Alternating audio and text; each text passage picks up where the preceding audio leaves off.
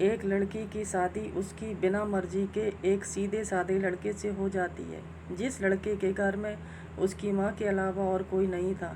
दहेज में लड़के को बहुत सारा सामान और पैसे भी मिले थे, लेकिन लड़की किसी और लड़के से बेहद प्यार करती थी। अब लड़की की शादी बिना मर्जी के हो तो गई थी और अब वो अपने ससुराल भी आ गई थी। तभी सुहागरात के वक्त लड़का दूध लेकर कमरे में आता है और उस लड़की यानी अपनी पत्नी के पास बैठ जाता है। तभी उसकी पत्नी गुस्से से अपने पति से चिल्लाते हुए कहती है, क्या तुम मुझे अकेला छोड़ सकते हो? उसकी ये बात सुनकर उसका पति बहुत दुखी होता है, लेकिन फिर भी वह खुशी खुशी ये कहता है, नहीं तुम आराम कर लो, मैं तो सिर्फ तुम्हारे लिए दूध लेकर आया था। ये कहकर वो कमरे से बाहर चला जाता है। लड़की मन मारकर ही रह जाती है, क्योंकि लड़की चाहती थी कि उसने झगड़ा क्यों नहीं किया, ताकि वो उस गवार से तलाक ले सके। अब लड़की को ससुराल में 3-4 दिन हो गए थे, मगर वो तो बस पूरा दिन फ़ोन पर अपने बॉयफ्रेंड से बात करती थी और इधर लड़के की माँ बिना शिकायत किए दिन भर घर का सारा काम करती थी और सबके लिए खाना भी खुद ही बनाती थी। फिर भी उसकी माँ के चेहरे पर हर वक्त मुस्कुराहट ही रहती थी। लड़का एक छोटी सी कंपनी में नौकरी करता था। वह बेहद ही ईमानदार और मेहनती था। सुबह अपने काम पर जाता और शाम को थका हारा घर आता, मगर उसकी पत्नी उसे एक गिलास पानी भी नहीं पूछती थी। वैसे लड़का बहुत ही शांत स्वभाव का था, इसलिए वह अपनी पत्नी को कुछ भी नहीं कहता था।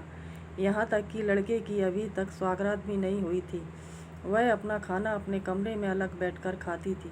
लड़की को दहेज में एक स्कूटी भी मिली थी। लड़का जैसे ही अपने काम पर निकल जाता, उसके आधे घंटे के बाद ही लड़की भी अपनी स्कूटी लेकर अपने बॉयफ्रेंड से मिलने चली जाती थी और लड़के के आने से पहले ही वो अपने ससुराल वापस आ जाती थी। एक दिन लड़के की काम की छुट्टी थी और वह घर पर ही था, तो लड़की ने अच्छे भले खाने को भी गंदा कह के अपनी सासू माँ को उल्टा सीधा कहकर खाना बाहर फेंक दिया। यह सब देखकर लड़के को बहुत गुस्सा आता है और वह गुस्से गुस्से में अपनी पत्नी पर हाथ उठा देता है, मगर उसकी माँ फिर भी अपने बेटे को ही डांटती है। इधर लड़की को झगड़े का एक बहाना चाहिए था, जो कि उसे मिल गया था। तभी वो बिना बोले ही अपनी स्कूटी लेकर अपने बॉयफ्रेंड के पास चली जाती है और अपने बॉयफ्रेंड के पास जाकर कहती है कि अब एक पल भी मुझे उस घर में नहीं रहना। आज उस गंवार ने मुझ पर हाथ उठाकर अच्छा नहीं किया। तभी उसका बॉयफ्रेंड कहता है, अरे तुमसे मैं कब से कहता हूँ कि तुम भाग चलो मेरे साथ कहीं दूर, मगर तुम हो कि आजकल पे ही लगी रहती हो। तब लड़की कहती है कि शादी के दिन मैं तुम्हारे पास आई थी तो तुम ही ने तो वापस घर लौटा दिया था मुझे, और मुझसे ये कहा था कि खाली हाथ बिना पैसों के हम कहाँ तक भागेंगे, और तुमने कहा कि मैं खाली हाथ ही तुम्हारे पास आ गई। बॉयफ्रेंड कहता है कि जब मैं तुम्हें छूता हूँ या प्यार करता हूँ तो तुम हमेशा ये कहती हो कि प्यार व्यार सब शादी के बाद ही होगा। तभी लड़की बॉयफ्रेंड से गुस्सा होकर कहती है, हाँ शादी के बाद ही अच्छा होता है ये सब, और वैसे भी मैं तुम्हारी ही तो हूँ। मैं आज भी एक कुंवारी लड़की ही हूँ और शादी करके भी आज तक उस गवार के साथ मैं एक रात भी नहीं सोई, क्योंकि मैंने तुमसे ही सच्चा प्यार किया है और अब मैं चाहती हूँ कि तुम मुझसे शादी करके मेरी मांग में अपने हाथ से सिंदूर भर दो। फिर मैं पूरी ही तुम्हारी हो जाऊँगी और फिर तुम मुझे अपनी मर्ज़ी से दिन रात प्यार कर सकते हो। तब उसका बॉयफ्रेंड कहता है, तो ठीक है, मैं तुमसे शादी कर लूँगा, मगर तुम कम से कम 5 लाख रुपयों का कल शाम तक इंतज़ाम कर लेना। मैं तुम्हें एक होटल का पता दे रहा हूँ, तुम उस होटल में रात को 10 बजे तक पहुँच जाना। लड़की ससुराल पहुंचकर अपने पति और सास से लड़ाई करती है और उन पर खूब चिल्लाती है, लेकिन उसका पति और उसकी सास बिल्कुल शांत रहते हैं और वो उसको जवाब में कुछ भी नहीं कहते। तभी लड़की भी गुस्सा होकर अपने कमरे में आती है। तभी अचानक लड़की के फ़ोन पर उसके बॉयफ्रेंड का मैसेज आता है कि कब आ रही हो पैसे लेकर। लड़की मैसेज का जवाब देती है, सब्र करो यार, मैं वक्त पर आ जाऊंगी। तभी अचानक उसका पति दरवाज़ा खटखटाता है और कहता है कि खाना खा लो।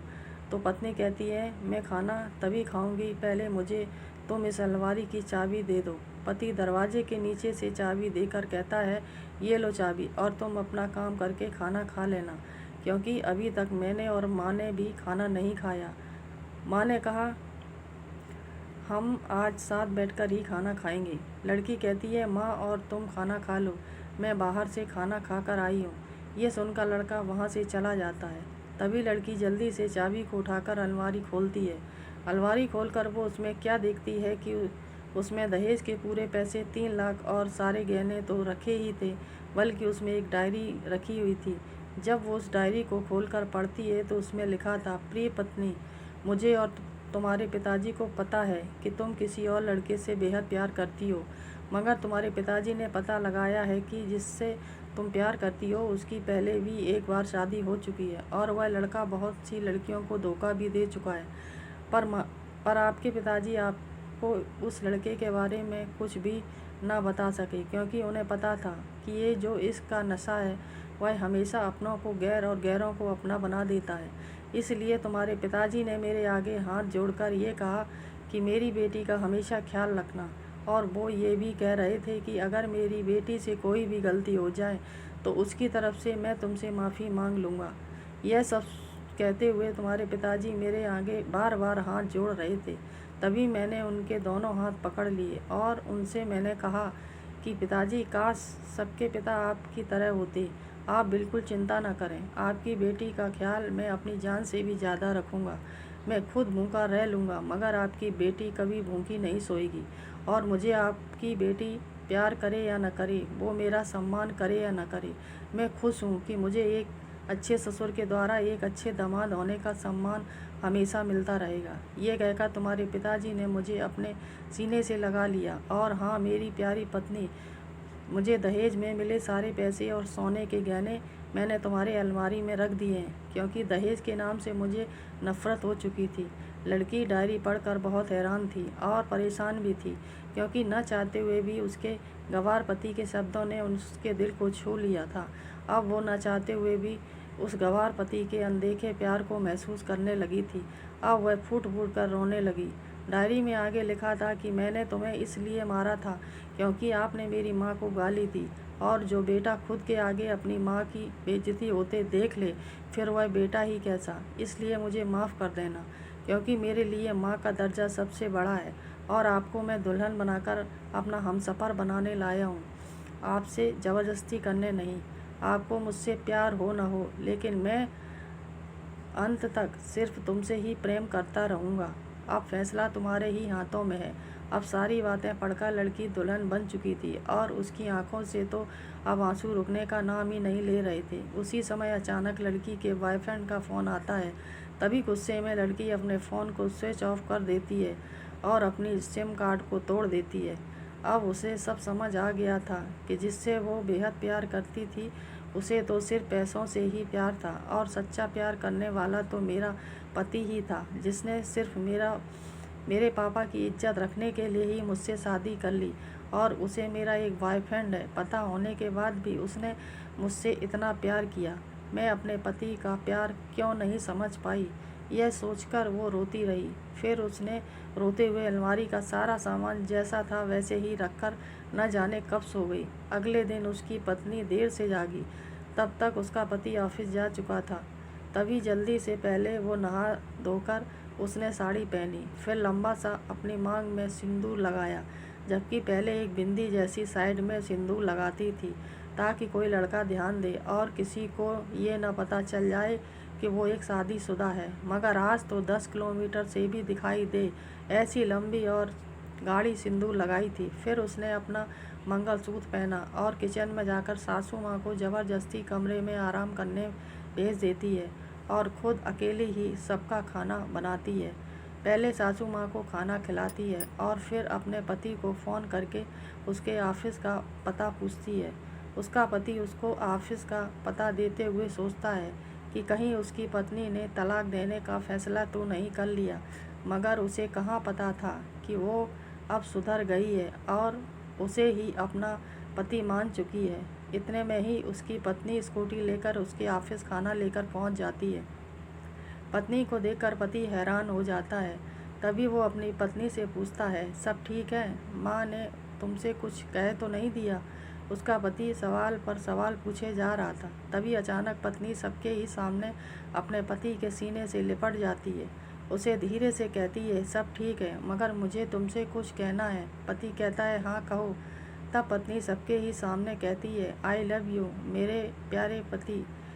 मैं आई लव यू ये सुनकर ऑफिस के सभी लोग हैरान होकर खड़े हो जाते हैं और ज़ोर ज़ोर से तालियां बजाने लगते हैं। तब पत्नी सबके ही सामने अपने पति का हाथ पकड़ कर कहती है, अब 1 महीने तक मेरे पति देव ऑफिस में आपको दिखाई नहीं देंगे। ऑफिस के सभी लोग पूछते हैं, लेकिन क्यों? तब उसकी पत्नी कहती है, क्योंकि हम दोनों लंबी छुट्टी पर जा रहे हैं। पति पत्नी से कहता है, तुम्हें क्या हो गया है? तब पत्नी कहती है, मुझे तुमसे सच्चा प्यार हो गया है।